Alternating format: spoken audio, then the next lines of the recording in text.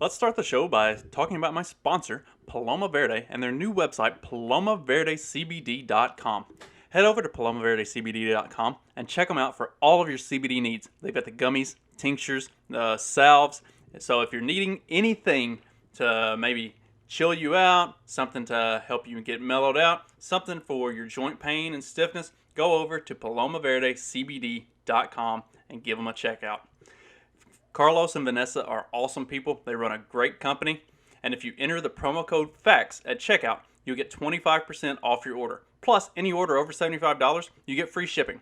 So, I don't know what you're waiting for. Head over to palomaverdecbd.com and check them out. Let's start the show. This episode will be completely taken out of context. Welcome to the Fact Check This podcast. All right, Fact Check This podcast, and today I'm joined by Peter Quinones. Pete does Free Man Beyond the Wall. He works for the Libertarian Institute. He has a Substack, By Any Means Necessary, and a whole bunch of other stuff. He's been on a whole bunch of shows and had great guests on his shows. If you are not already listening to Pete's stuff, you definitely should be. Pete, how you doing today? I'm doing great, man. How are you? I am excellent. So today I wanted to talk about a popular topic on Twitter that gets lots of hate from everybody to varying degrees. But I wanted to lay some ground rules in that, number one, we're not going to use that dreaded P word that gets everybody so triggered. And number two, we're not going to talk about any caucuses. We're not going to talk about Praxian. We're not going to talk about Praxianism. I feel like there's a lot of things with labels that the labels tend to fuck it all up, and yeah, they really do, and for no good reason. Like, people immediately hear the label and they lose their shit without even listening to what either side has to say about it. So I wanted to take it from that perspective, and something that I've also been looking at and thinking about a lot over the last year or so, especially here in the last 6 to 8 months, is the journey behind stuff. Like, I got to talk with Tommy on year zero about our spiritual journeys. And at some point, Matt Erickson and I are going to talk about like our journeys in faith and religion and that kind of stuff. And so with you, I wanted to talk about, for lack of a better way of putting it, the political journey, like how we've gotten from, like, for me, I was a neocon in college. How we've gotten from where we started in our politics of things to where we made it to, say, last year, and then kind of where the course of the last 18 months has taken us since that point. So if you don't mind, like, kind of give a little bit of your political background, like where you started out, where you and how you've kind of shifted throughout your life with your beliefs on that sort of thing. Well, in my grandmother, my maternal grandmother's house growing up, JFK was like the king. Yeah, everyone talked about JFK. I would say that my family, both sides of my family, were Democrats. But then when Reagan came along, my dad was really behind Reagan. I think he saw, he suffered through the Jimmy Carter years and gas shortages and stuff like that. And just as a reaction, it's like, well, let's get this guy in there and everything.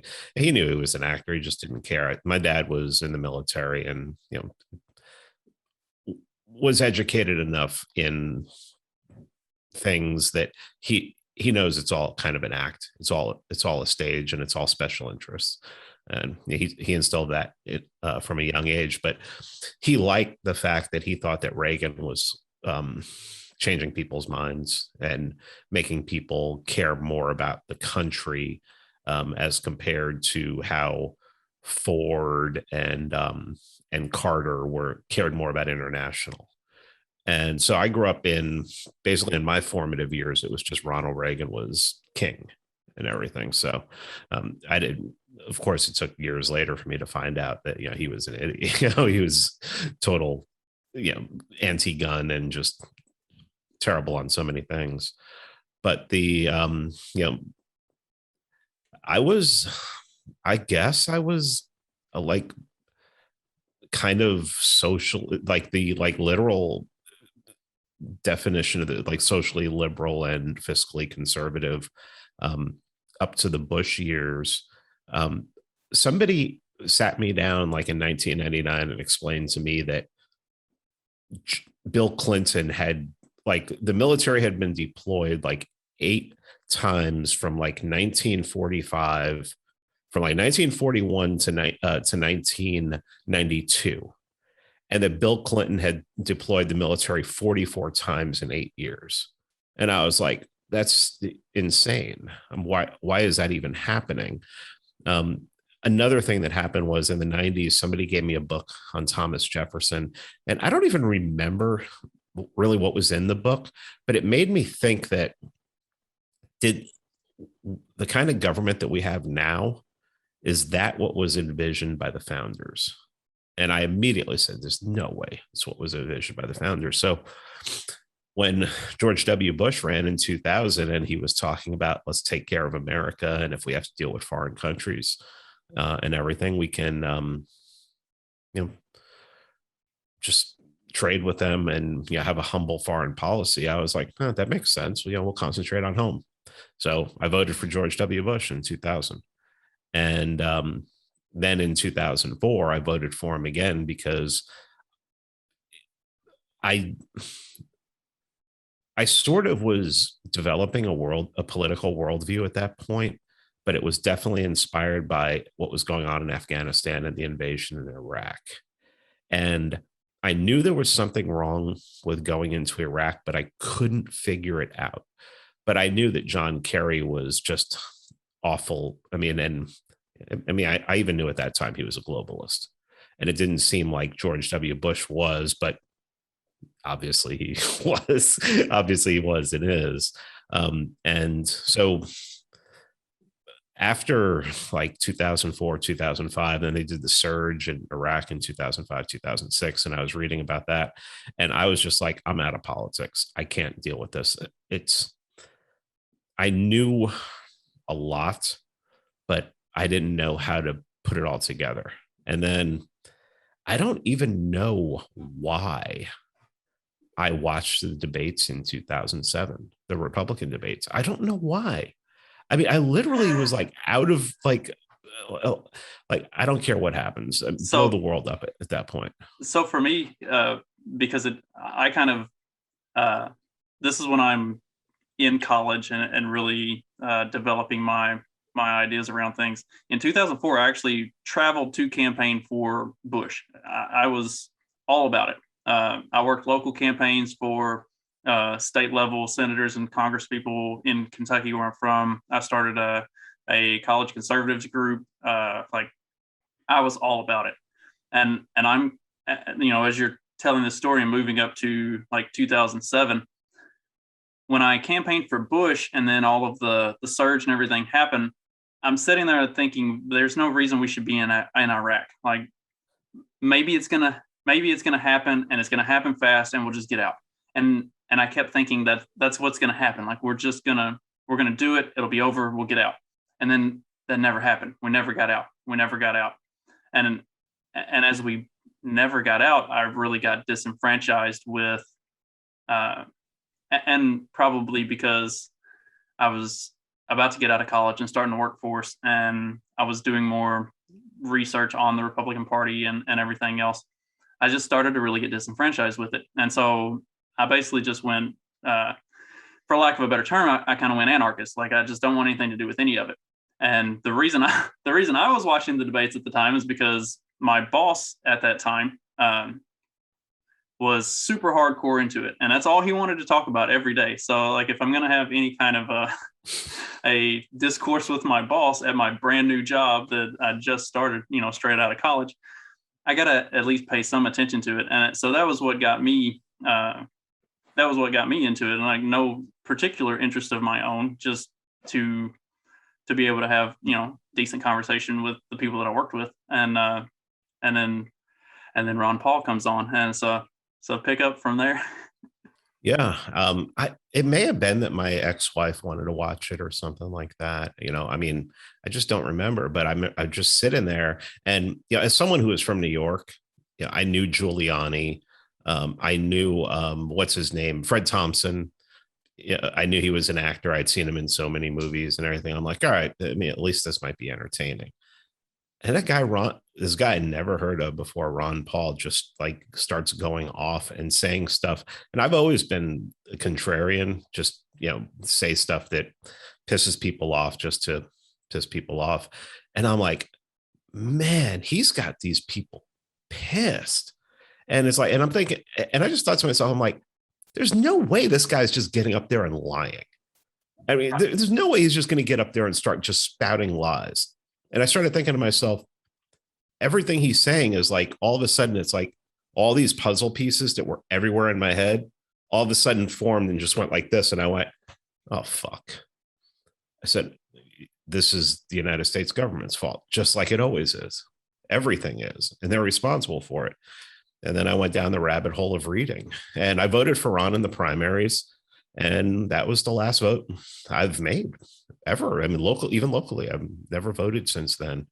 And well, and then talking about it being all the government's fault, then you move into 2008 with the housing bubble exploding and the too big to fail bailouts, and like when all of that happened, especially the bailouts, that was what really pushed me over the edge, where I was like, I'm done with the Republican Party. Like, if the free market party is going to do these giant corporate bailouts like this, they don't stand for anything that they claim to. Like, I can't get down with that anymore. And so I just completely, at that point, I completely moved on from politics entirely. Like, Ron Paul put awesome ideas in my head, but when that kind of didn't go anywhere, it was all still in the back of my head. But for me, politically, I was done. Like, I didn't want anything to do with the political side of things anymore.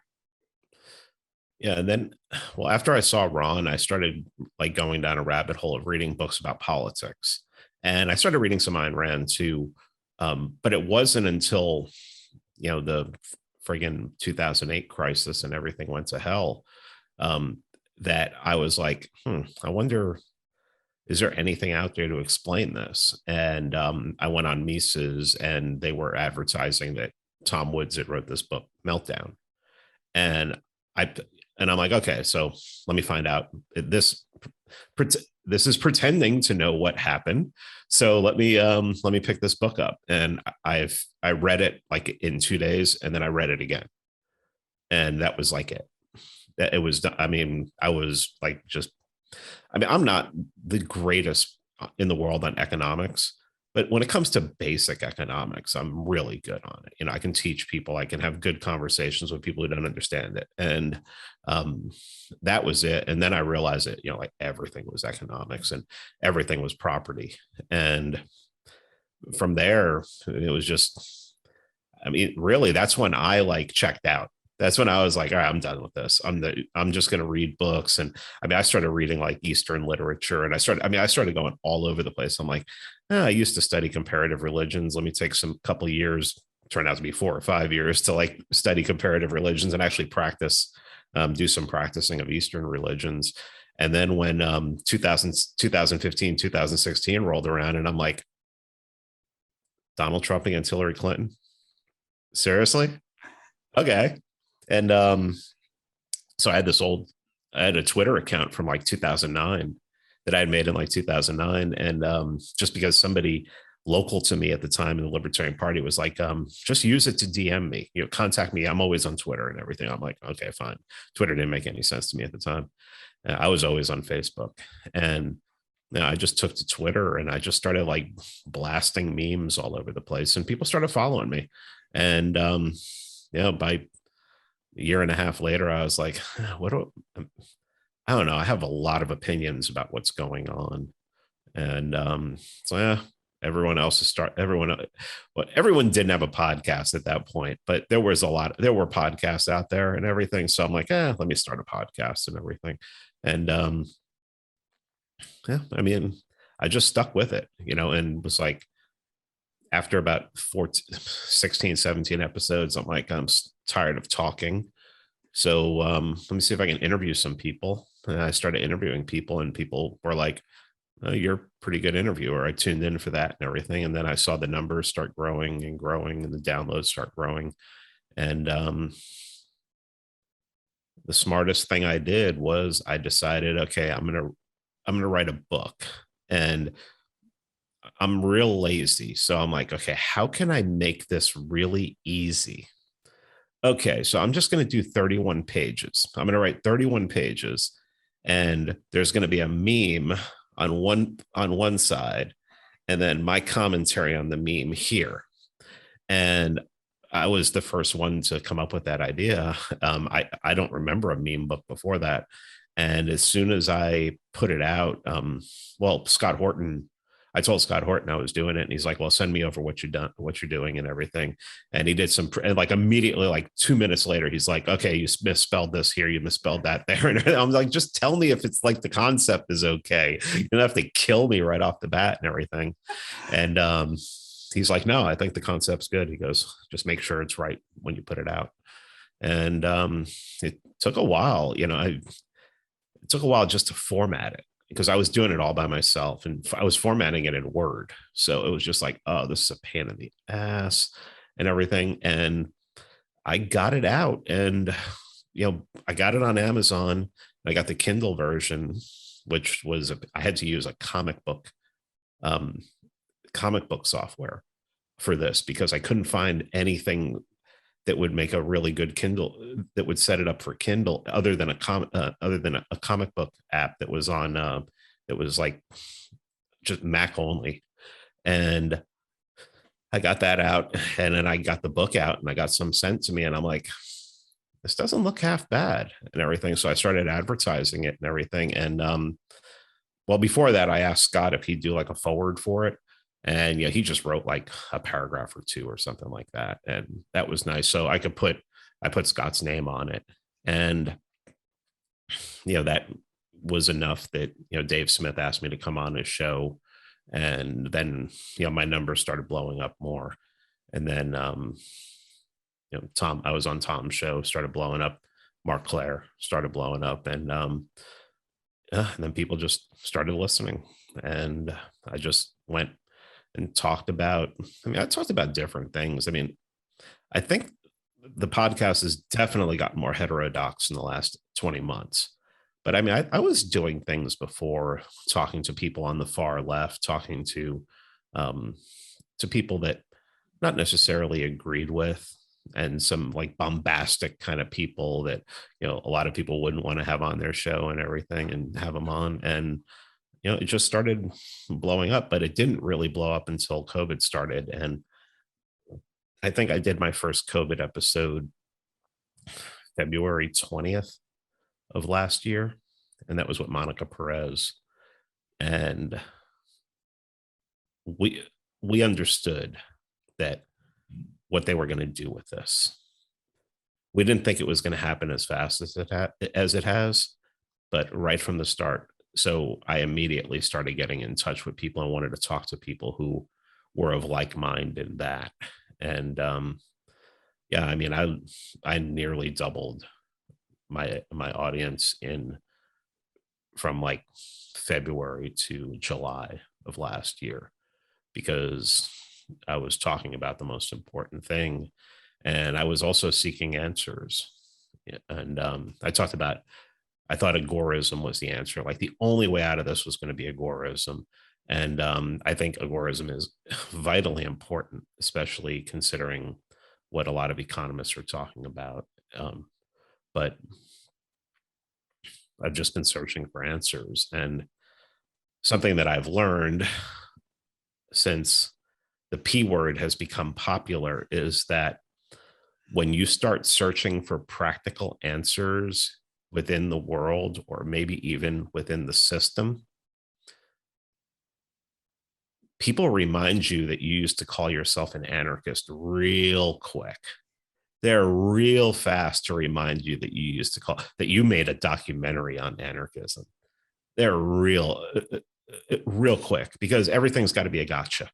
While they're sitting in front of their computer, maybe making memes or shit posting, I'm over here trying to figure out how to raise money to get candidates elected locally who are friendly, so we can use that as a way to beat back anything federal or state level.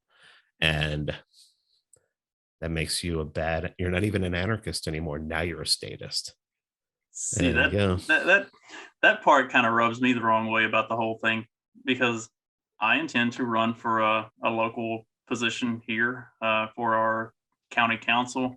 It's a nonpartisan race.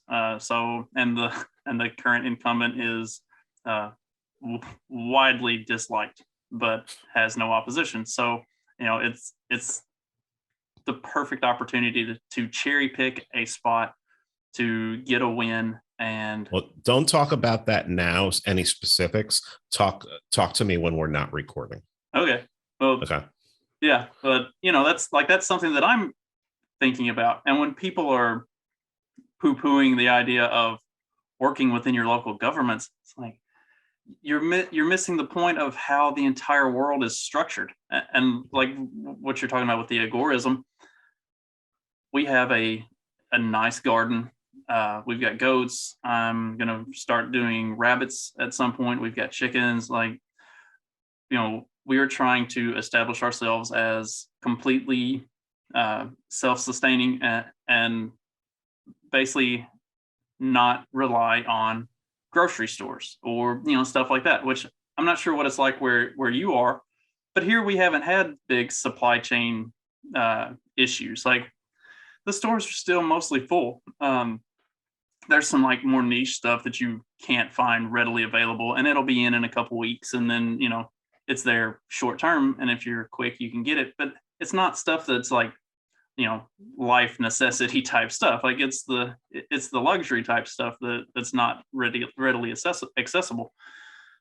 But still, like, that just because that's our current situation here doesn't mean it's going to stay that way, and I don't ever want to be reliant on going to the grocery store and not being able to get the things that we as a family need, especially when I was raised on a farm and I know how to make bread from fucking wheat and scratch. Like, I know how to actually do these things and process food and process process an animal, and to provide for ourselves. And so, like, I have really dug into the self, being self-sufficient side of things from a personal aspect.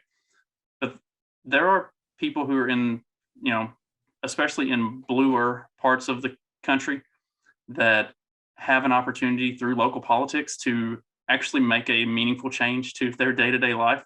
That if you're not actively pursuing that, you're missing a huge opportunity to help yourself, help your family, and help your community.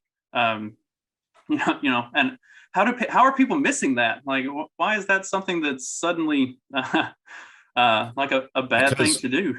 Because when you have a set of principles and an ideology, and all an ideology is a set of principles, by sticking to those principles and saying you won't break them, that basically gives you an excuse to not do anything.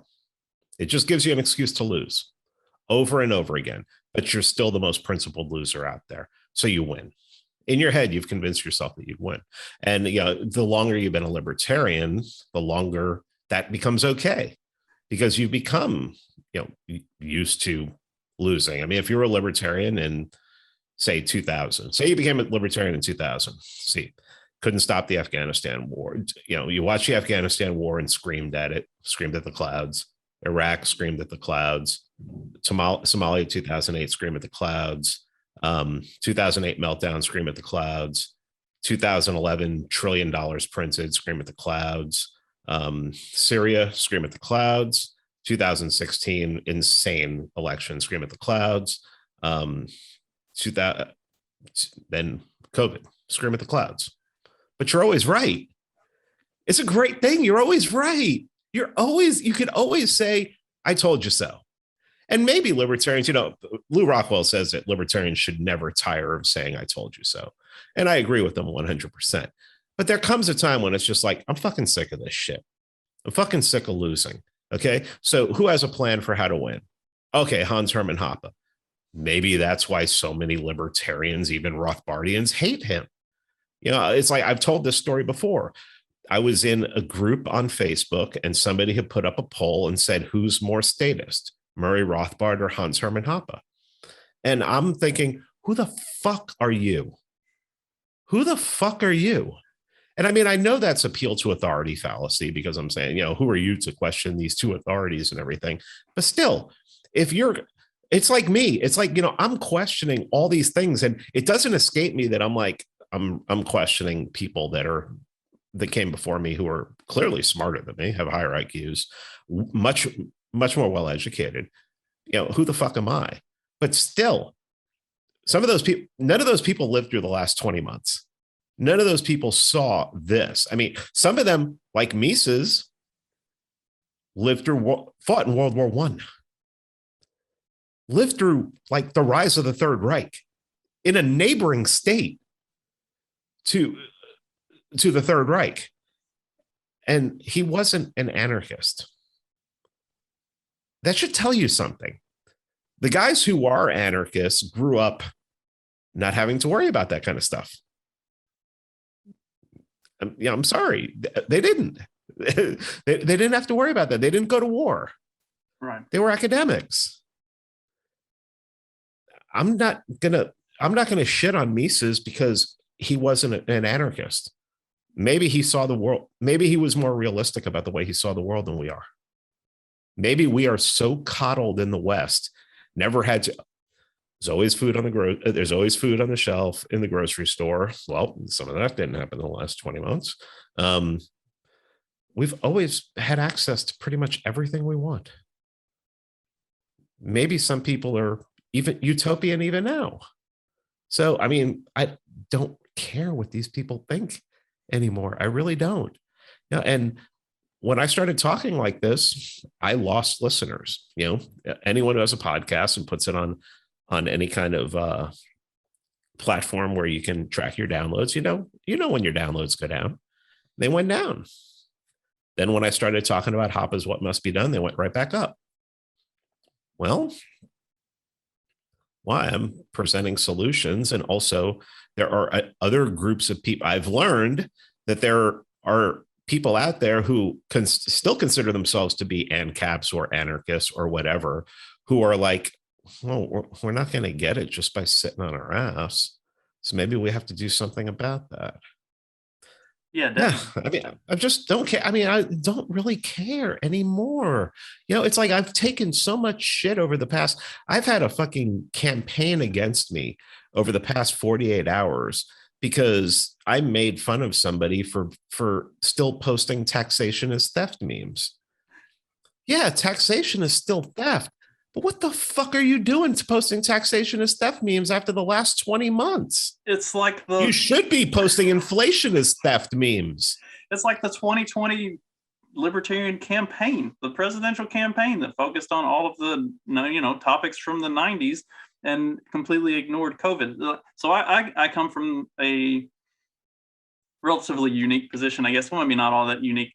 I was always aware of the Libertarian Party, and from Ron Paul forward, while I was in my anarchist phase and kind of divorced from all politics.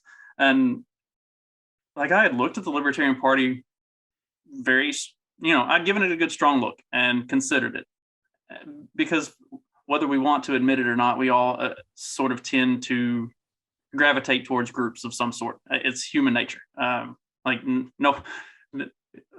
something that Tommy and I talked about with like community and stuff, in your spirituality and everything, is like we all tend to group ourselves together, whether we intend to or not. It's sort of a natural thing that happens for humans.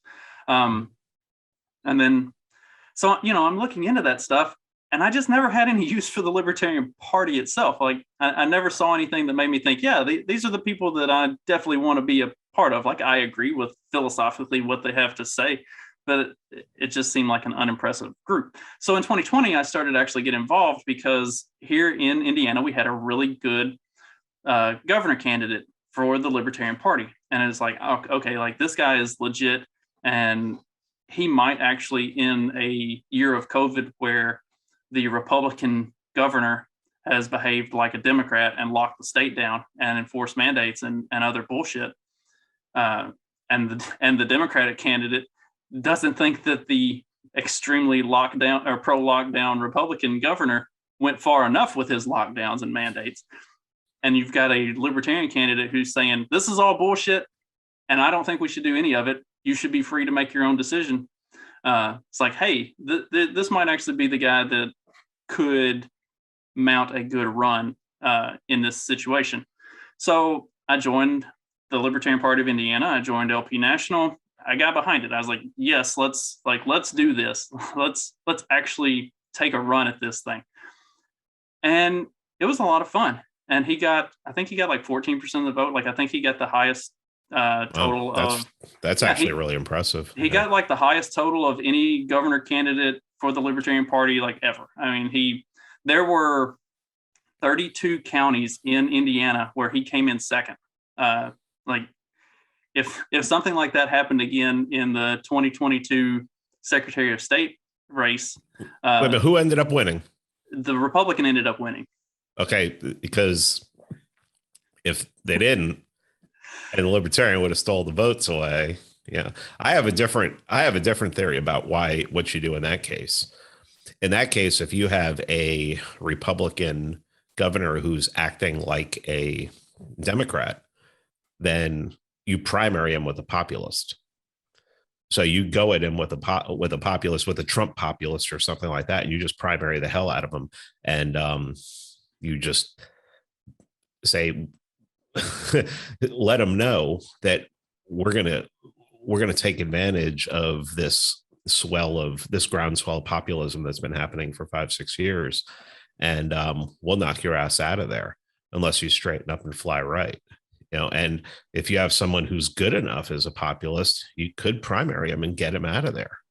And but that just seems so much more likely to happen than someone who's someone who's just preaching, no one's going to put a mask on your kid, no one's going to force a needle in your arm, no one's going to do this, that, everything. You can own whatever gun you want, freedom, liberty, taxation.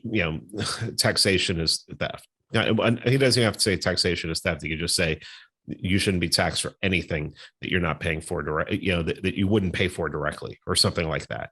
And I mean, last year, I think any populist could have primaried. They could have done that against DeWine here in Ohio, but they didn't. They did. Last year, I don't think last year was election year. So we'll have to see on the next election year with DeWine what we're going to do to that frigging crony globalist prick. And I think, while I think you're definitely right, the Republican Party of Indiana doesn't have the spine for anything like that. It's pretty sad state of affairs, coming from a strong Republican background and seeing how Indiana is.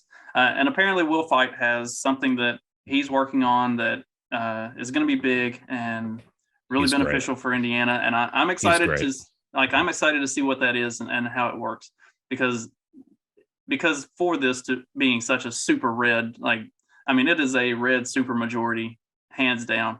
Like I said, 32 counties, the Libertarian came in second. And if that happens again in the Secretary of State election in 2022, then the Democrats lose ballot access in those counties. Like they would have to petition to be on the ballot in those counties. They won't be considered a major party anymore. And you would think the Republicans would almost work with the Libertarians to get that done if they had any balls. And so hopefully what Will's got going on is going to be a good thing, and maybe it'll start to turn the Republican Party of Indiana in the right direction. But like last year, they just didn't have the will for it. And that still rubs me the wrong way, is that, and Kentucky's the same way. I grew up in Kentucky. Kentucky has a very strong Libertarian presence. They have Massey and Rand Paul, and for as good of a state as Kentucky is in terms of a lot of the ideas of liberty, they also have Mitch McConnell, and they'll never vote him out because it is a spineless Republican Party that has that state. And so that's where I still kind of, I don't know if waffle is the right word, but I still feel like I kind of waffle on the political strategy side of stuff because I have been so entrenched in bad Republican states that don't have, that just don't have the testicular fortitude to actually do what is necessary to make legitimate change that lasts in parts of the country where it would actually work and stick. Like that part pisses me off. So I got involved with the Libertarian Party because I wanted to see something and I was excited about what was going on. And then the 2020 election came and went, and now we see the direction that the world is going, especially the direction that the country under the Biden administration is going. And for me, the libertarian principles and ideas and ideals, while they have value, they are losing practicality because we are in a position where you can't just, and you've said it multiple times, you know, you'll be the most principled motherfucker on the boxcar. Like, you can't just stand by those principles. Like, there has to come a point where action takes a greater precedent than holding fast to those ideals. And it feels like there's a lot of people who don't see that, or maybe they just don't want to see that. What's your I think there are a lot of people who are comfortable. They have really good jobs that they haven't lost. I think there's a lot of people that still live at home. I think there's a lot of people that just haven't been affected by COVID like other people have. And I think those people are just still sticking to their principles. I mean, I've talked about how libertarianism has no answer for tyranny. And people will say, well, that's because libertarianism is an ought. This is the way things ought to be. I mean, yeah, that's not practical. Okay. Yeah, I mean, okay, so while you're preaching your ought, tyranny is just growing all around you, and because you haven't experienced it yet, it hasn't affected you yet. And what's going to happen? And then they'll be like, well, if it gets to that point, you pick up guns. I'm like, no, you're not. You're not. Stop. You're lying. You're gonna want someone else to pick up guns for you. You'll just be like every other statist. The word that they love so much, which is just, I mean, and I used to use so much, which is just so cringe. I mean, just so cringe. Because when they use it against you, when you're like quoting Hans Hermann Hoppe, and they're like, well, that's statism. It's like, okay, whatever. So if libertarianism is just an ought, and there's no like practical way to get there. Like, I mean, I recorded an episode yesterday that's going to release for Monday's episode with Patrick Newman and Tho Bishop. And Patrick Newman just wrote a book called Cronyism, about cronyism in early America. And he goes up through the Jacksonian period, the Andrew Jackson period. And when you study the Andrew Jackson period, it's like, it's insane. I mean, these guys really, they weren't libertarians, but man, they had some really libertarian ideas, and they were fighting to get them done. I mean, he hated central banks. He'd just veto bills. I mean, just be like, nope, this ain't happening. This ain't happening. He's the only president that ever got the country out of debt. And we were like, okay, so let's do an episode on how we can pull out some examples of what they did and see if we could possibly use them today, and how would we do it. And immediately you think, well, I mean, it's just so much worse now, so how would you do it? The country's so much bigger, so much more entrenched in corruption. How would you do it? And it's just like, well, let's look and see what they did in the past and see if we can pull something out of there. And I know that episode is going to be, there are going to be some people who are going to wet their pants. Yeah. I mean, they're going to wet their pants waiting for that episode because they're going to be so excited for it. And then there's going to be people who are going to wet their pants because it's like, they're not talking about anarchism. All right. I mean, that's great. I wrote it. If you want anarchism, I got a documentary that I helped make. It's on Amazon Prime. You can go imagine what anarchism could be like. I'm I'm at the point where I don't even know what to say to people anymore. It's like, and I've been criticized in the past for a lot of things, and sometimes I'll get upset at it and fight back and do stuff. But most of the time now, when I get criticized, I've been around long enough that I just don't even pay attention to it. But, when you criticize some people now, like you're like, what are you doing? The world's getting close to total friggin' tyranny. I mean, like literal globalism, like literal. I mean, anyone who cannot see how this is just such a path to one world government, it's like having, like not the United Nations, but maybe the United States controlling everything and being responsible for everything. I mean, the United States can't be responsible for it here. It's going to be responsible for everything. How's that going to work? Right. And there's going to be so much outside influence, and it's just, and they don't, and like they're still posting taxation as theft memes and arguing over who created libertarian culture, which doesn't exist. I'm trying to figure out. I'm trying to figure out these rich kids, what it's going to take for them to. I mean, what has to happen in order for them to understand what's going on in the world? I mean, what does it take? I don't get it. It's interesting. Just out of dumb happen chance, we were talking about this at work the other day. I used to do a lot of project management, and I worked with an engineer on a project putting together a spout that would load barges for a big grain elevator. And they bring this giant spout in and they sit it down. And I looked at it immediately and I said, this isn't going to work. And the engineer said, oh, no. And he started explaining to me why it would work. And I was like, yeah, that's cool. You've got a 30-inch spout that you're feeding off of a 36-inch belt. You're creating a choke point. It's not going to work. And he showed me all the math, and he explained it all about why the flow rate going through this big spout was going to be fine and that it would handle it and da. Wonderful. It's like when you fire it up, you're still choking down a 36-inch belt into a 30-inch spout. You create a choke point, it's going to overflow and it's going to back up and overflow. So we put it on, we fire it up. It does exactly what I said it's going to do because, that's basic physics, or it should be. But all of his, mathematical equations for how it would work and how it was engineered said that it should work. That's how I've kind of come to feel about libertarian principles. Is it's how it should work, but it ignores the real world application of like this is the thing that we're looking at, and this is what we've been dealing with for the last 20 months. And all of your ideals, they don't apply to this situation anymore. They're not enough. You have to actually look at what's for real going on. And too many people live on fucking Twitter and don't actually see what's going on. I mean, there's a phrase you said in there, real world.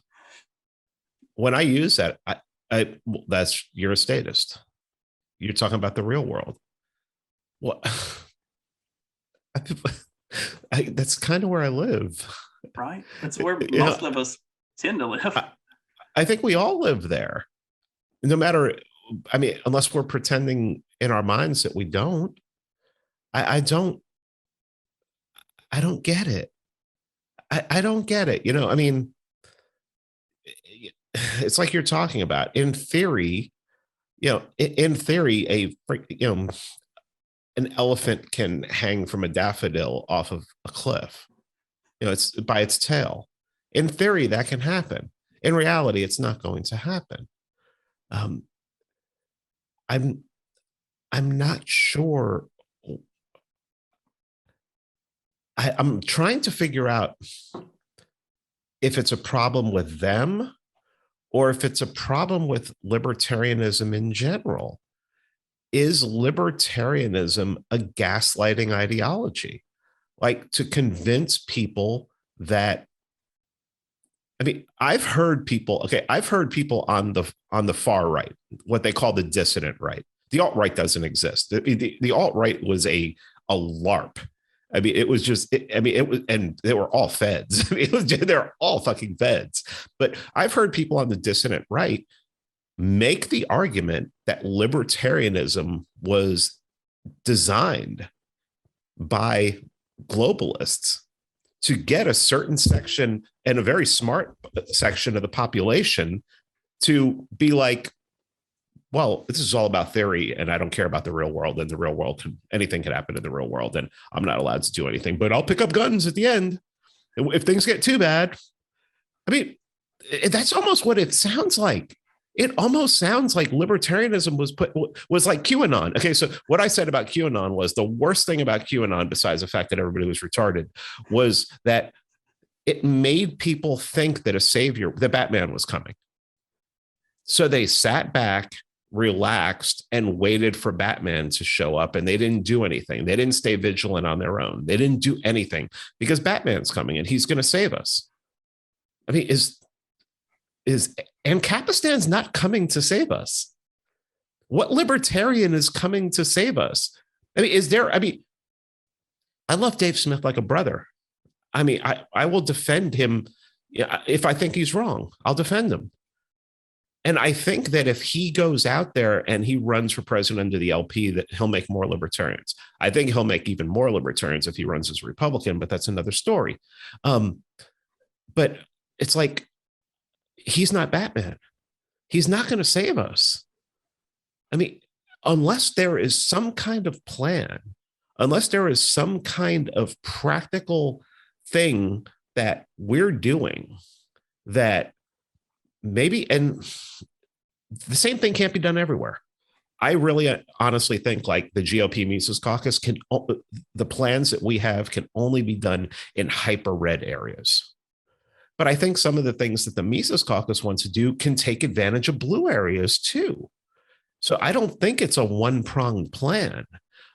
I just think that if we're not out there, if there isn't a plan to trust, no, I mean, I'm trying to make fun of QAnon, but if the plan looks solid and people think, okay, this could work, it's not going to work perfectly. Nothing ever works perfectly. You're going to run into setbacks. But if you're not out there doing something and you're just waiting, you're literally no better than those QAnon people who were waiting for Q to come save them. And these are people who make fun of people who believed in QAnon. But you're doing the same thing. Right. That is interesting. Like I hadn't thought about it before. I just literally put that together. It's like, yeah, like libertarians are like QAnon. They're like waiting, or like the QAnon people. They're waiting for someone to come and say, they're waiting for something to happen that's not going to happen unless they go and do it themselves. And too many of them are unwilling to go and do it themselves is the problem. They would rather talk because you'll be a statist if you do it, or you might fail. You might fail. I mean, it's every excuse in the friggin' book. How many of the people on that side didn't actually get impacted by any of the things that have gone on over the last 20 months? Like I lost my job pretty much right out of the gate. It wasn't a bad thing. I never was without work. But like I lost my primary full-time job almost immediately. And it was actually my own fault.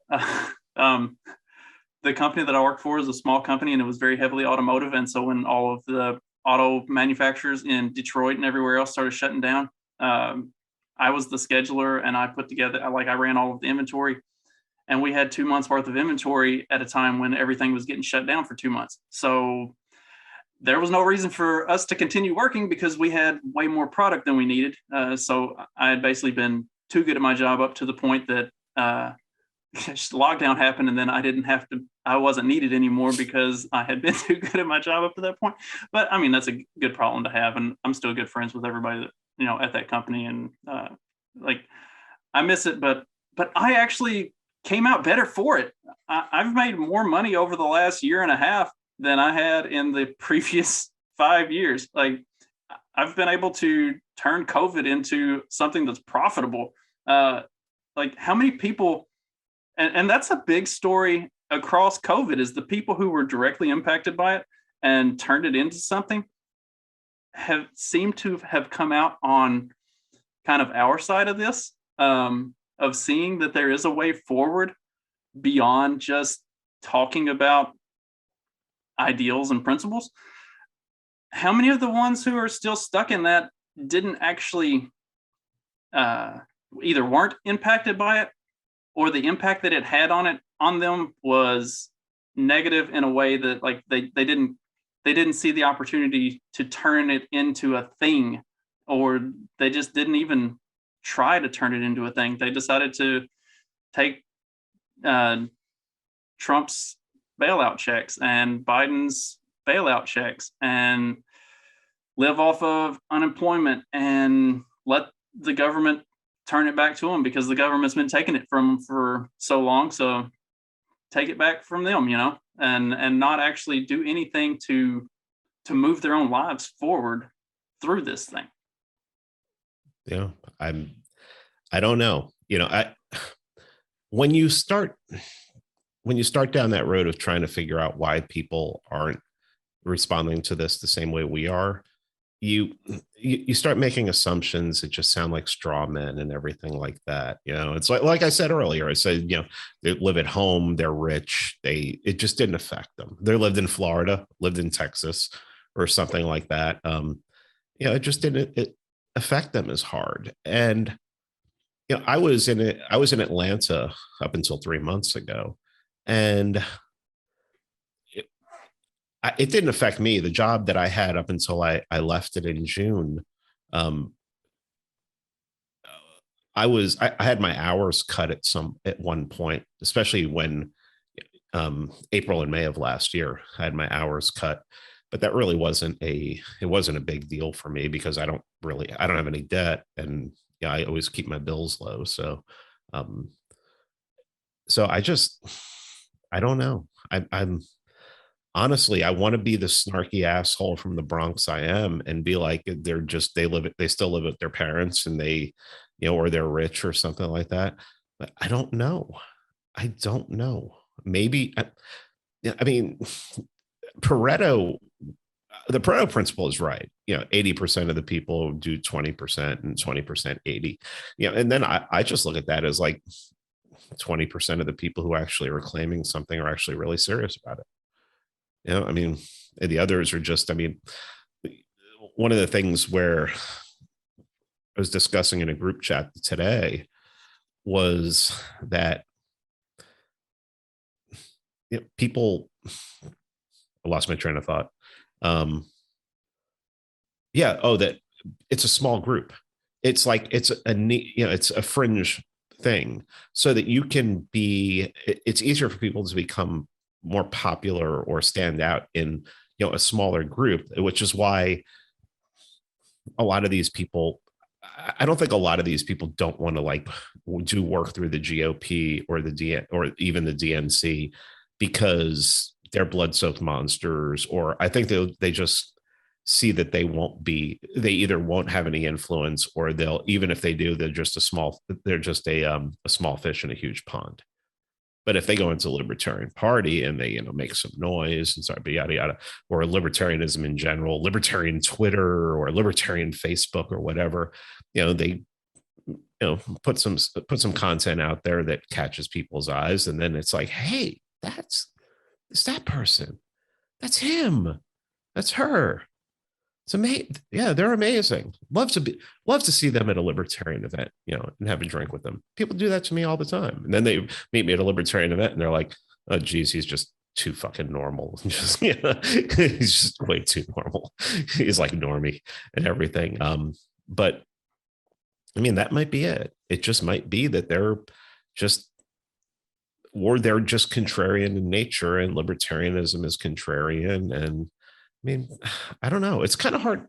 It really is. You can get into some serious straw man territory if you try to figure out what people are doing, because, believe me, I'm well aware of the power of straw men when the term post-libertarian was used as a, I'm sorry, we said we weren't going to say it. Broke rule number one.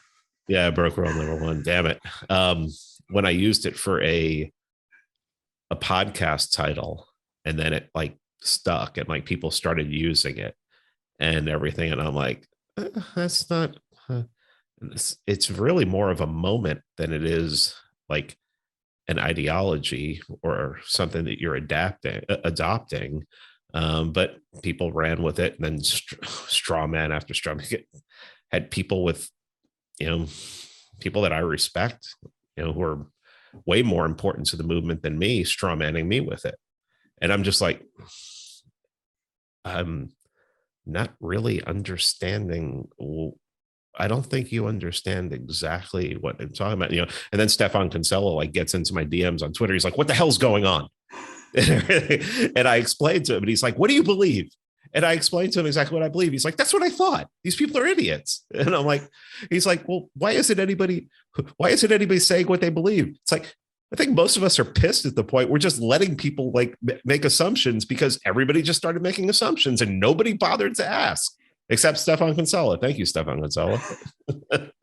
that was something interesting with the whole thing when it first started. I don't know.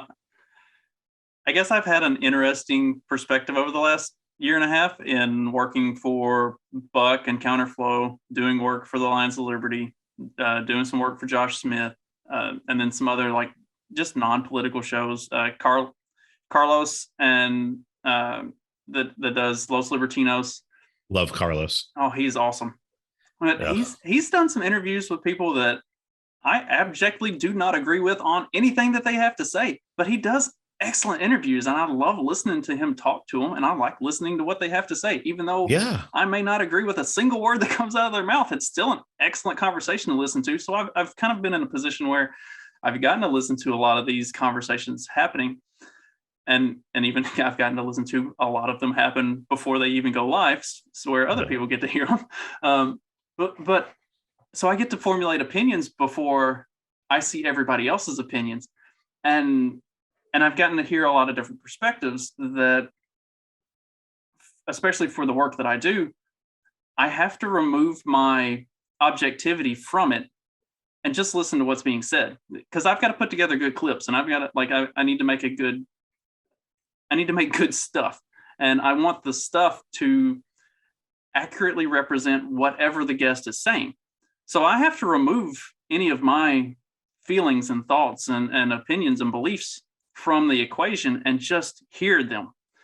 And I've really gotten to engage in a lot of these ideas on a different level, I guess. And so when all the post-libertarian stuff first started happening, I didn't really know where I landed on it, and the way it was being played up and even to some degrees demonized. I was like, all right, like what the fuck is going on here? So I just started listening to stuff, and the more I listened to it, the more I started to realize like this it's not an ideology. It is a personal growth of seeing that what has happened is not being solved by principles and ideals. There has to be some level of a practical application going forward, or it will never exactly, or it will never change.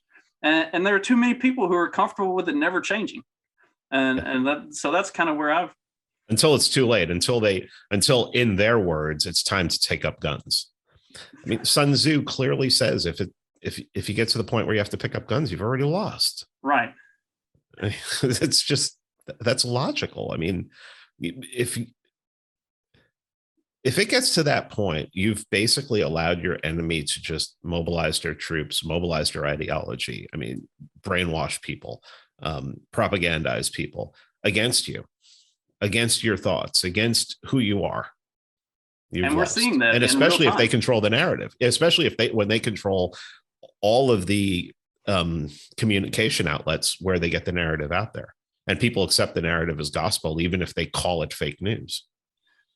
So it's really interesting from we early, I'm going to reference way back to the beginning of this conversation, but we had, you and I both kind of seem to have had that point from Ron Paul to Trump where we're kind of removed from the political aspect of stuff. Well, during that time for me, I did a lot of reading. I read most of Isaac Asimov's written works. I read all of the Dune series.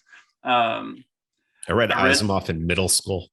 My dad bought me the entire Asimov's written works for Christmas one year. Like, I've got an awesome dad. But I read Sun Tzu's Art of War and like a whole bunch of other stuff that gets your mind working and thinking about stuff. So like you see things that you learn from the way those writers tackle the problems of the world through fictional stories. And if you look at Asimov's works, it tackles stuff that we're going through right now, but it sets it in a futuristic setting, and it makes this really lavish, amazing story out of it. But if you really dig down on the nuts and bolts of it, it's talking about the shit that we're going through right now and the way people behave and stuff like that. And so it's, when you take a lot of time to read Sun Tzu's Art of War, to read a lot of fiction and literature, and especially by like the classic type stuff, I think that shapes your mentality. Whereas when people have only read Rothbard and Mises and spent there, and maybe the extent of their fiction is Rand, like I think you get a pigeonholed view of the world, that maybe it does make it hard for people to. I mean, again, we're like, this is conjecture, but like maybe that has made it hard for people to move into what do we do about the problem? Like not just identifying the problem, because libertarians are the best in the world at identifying the problem. But the solution is always, well, the free market will take care of it. Yeah, but that's not a solution. Like that's not giving people something practical that they can put their hands on. And so that's where it has to go, is you have to give people something that they can grab hold of and say, okay, I can get behind that and we can make that work. And I feel like that's the point that we've hit, is now it's time to actually do something and stop fucking talking about it. Yeah, I think that people really need to start reading outside of libertarianism. But, people look for teachers and they look for guidance. And one of the things that we were talking about, I was talking about with Tho and Patrick Newman yesterday, was looking and raising up libertarian elites. And it's one of the reasons why Hans Hermann Hoppe put together his Property and Freedom Society, was to do that and to recognize them and to do that. And I think that I'm not saying that libertarian leaders now have failed, but maybe they need to take more of the libertarian elites that we have, need to take a more approach of telling people to read more than just libertarianism. And I think a lot of them do. I just think people don't. I mean, Tom Woods, I've heard Tom Woods talk about, reading all sorts of different things. And, and I just assume people don't, because it's so much safer to stay in libertarianism. It's like when I started reading Lenin last year, and then I crossed over into read the German Ideology by Marx. It was uncomfortable. Well, I thought it was going to be uncomfortable because I had read a little bit before, but I really wasn't. I didn't want to learn anything. I was just reading it to try to critique it. And I'm like, okay, let's read to learn. So picked up Lenin's State and Revolution, and you realize the dialectic that he's using is no different than Rothbard. Just diagnosis, where's the problem, how do we get there, what's the solution? And always when it gets, there were some times he got to the solution where I was like, oh, that's pretty spot on. Especially when it got to how to deal with, especially when it got to the anarchists, and the collapsitarians, the people who just want to collapse the society. And that's when he started quoting Engels. And I was like, yeah, if you just collapse the society, we're just going to get back what we have now, and people are going to die. So it's like it's something, it has to be incrementalism. And that's what theoretically what communists, to reach that communist stateless society that they always wanted, that workers' paradise, it was incremental. And I think if we're going to improve our situation, it has to be incremental, but I don't think we should be expecting a utopia. I mean, thinking about a utopia is just, I think that's one of the problems the communists had, was they were concentrating too much on the workers' paradise. And Marx even called it a utopia. Lenin didn't call it that.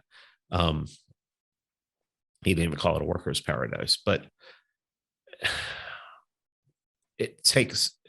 you should have an end goal, but if you're looking past what's right in front of you and you're ignoring what's right in front of you because you're paying too much attention to that end goal, things are going to pile up in front of you that are going to become insurmountable. And I think that we're seeing that now. I think we're getting to the breaking point where if people who believe in liberty, in individual liberty, in property rights, and I even hate using the word individual liberty anymore, because that term, because we're not going to be able to do this alone. I mean, some people can. You can go buy a farm and be out rural, but if things get bad enough and they get towards total global homo, they're going to come and get you. I mean, they're going to put you into their system. So you have to fight. You have to find someone to fight with. And by fighting, I mean coming up with a plan to beat this back. And, I don't know why, but I'm still an anarchist. I still live in Ancapistan in my head sometimes. And it's like, what would it be like what would it be like to be in a stateless society? And oh man.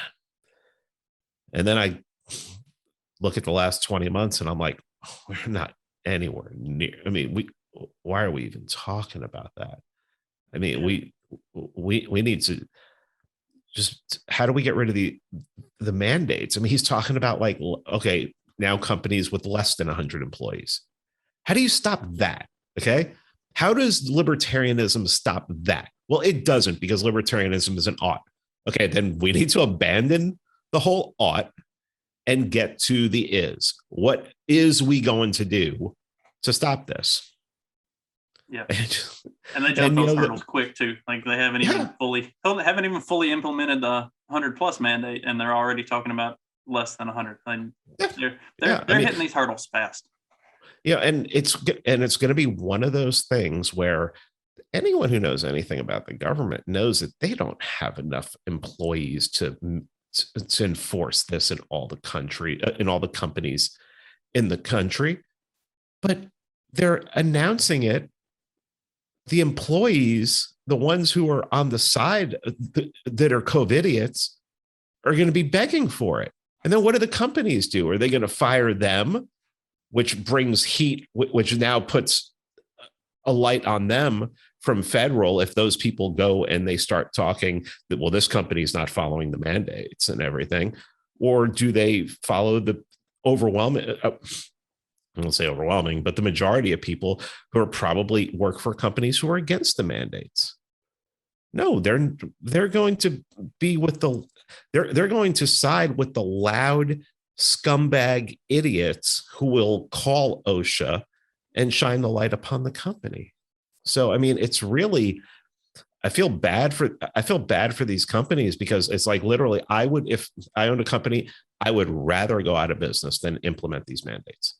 I would rather shut it down and burn the fucking thing to the ground. I'm talking about literally burn the building or whatever to the ground, just because fuck you. All good things must one day be burnt to the ground for the insurance money. Yeah. Get some Jewish lightning in there and bam, let's get that going. And, but I mean, there aren't many people who have, who are principled, like that. And I don't think it's not that I'm special or think I'm special. It's just, that's the way I was raised. I was raised, I'd rather fucking, if I'm going to lose, if I'm going to go down in a fight like that, I'm going to freaking burn it all down. And it's just the way I was taught, you know? I mean, I literally, it's like, I hate the fact that, you know, when the Iraqis were repelled from Kuwait, that they lit the oil fields on fire, but I kind of understand. You know, it's like, well, fuck you. You gave us the okay to invade Kuwait, and then you changed your minds, motherfucker. You know? Yeah, I definitely I definitely kind of take a scorched earth approach myself with if I'm going as big and as hard Seriously, as think about it. If you have a farm, you have land, you have all this stuff. If they were like going to take it from you, like, and you knew that there was nothing you could do about it, you'd probably burn it to the fucking ground so no one could use it, wouldn't you?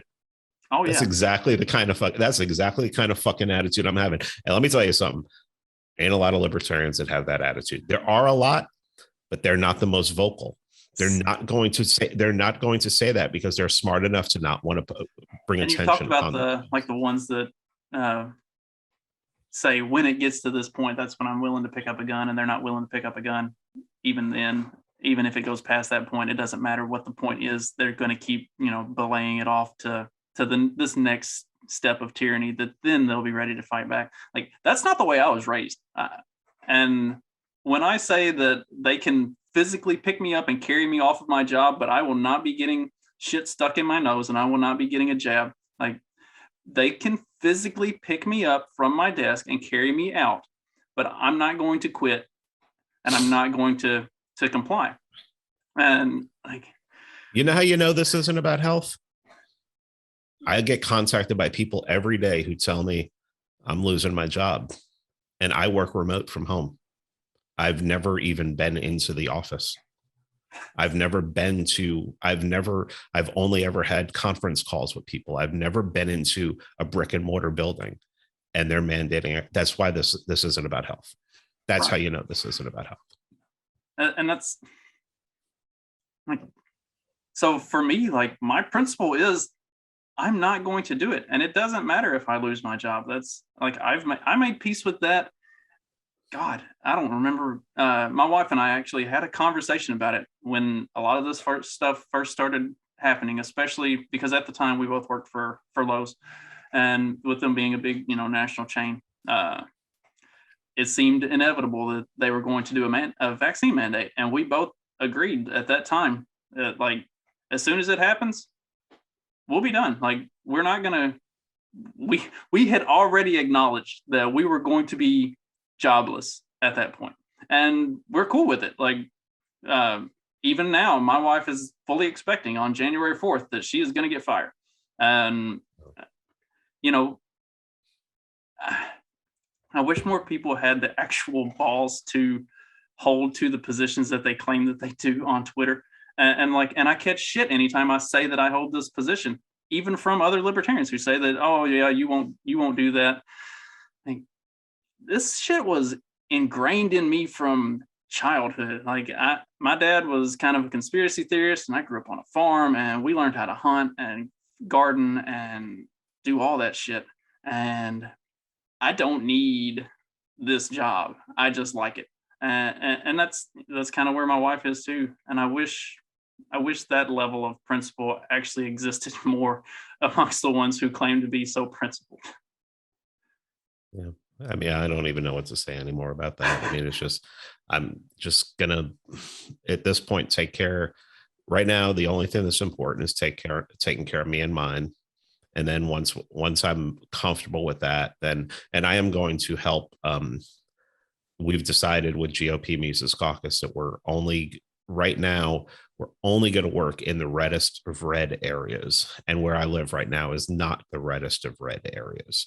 And I think the town is a little too big for the plans that we have, but we are making plans. There is a chance that in the spring, we're going to move to a county that is really small, and I mean, not really small, but population wise, really small. I mean, it's like one of the biggest landmass counties in Ohio, and has like 12,000 people.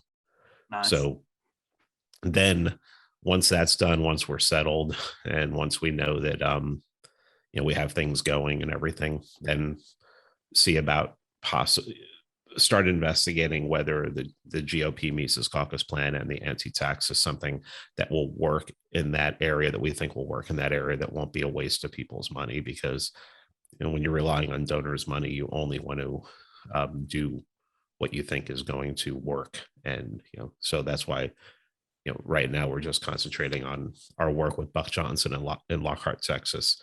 And that's really a test case, and we're going to run with it from there. And then people are going to want to see results. So we'll show them some results and then investigate other areas after that.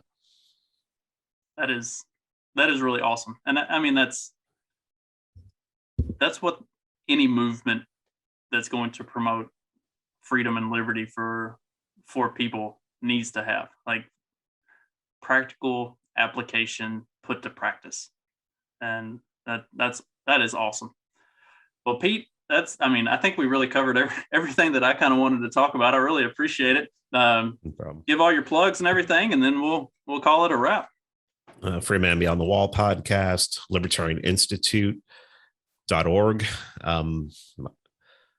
By any means necessary, the Substack. And if you have Amazon Prime, or if you have access to Amazon Prime, it's free. It might be with Amazon like $3.99 or something like that.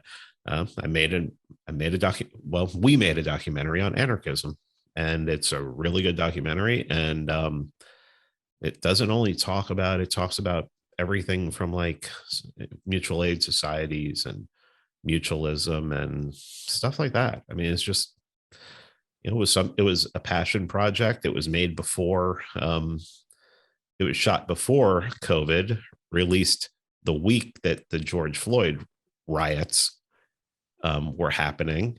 And we're proud of it. And we may not get there. We're not going to get there in my lifetime. We may not get there in your kid's lifetime, but maybe someday we'll get, let's try and get something close to it at least. And that's going to take work. It's going to take more than calling people statists on Twitter and Facebook.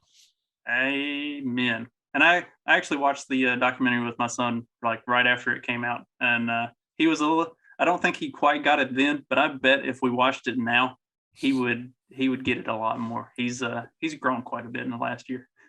Awesome. Thanks, man. Thanks again, Pete. Take care, Justin. You too.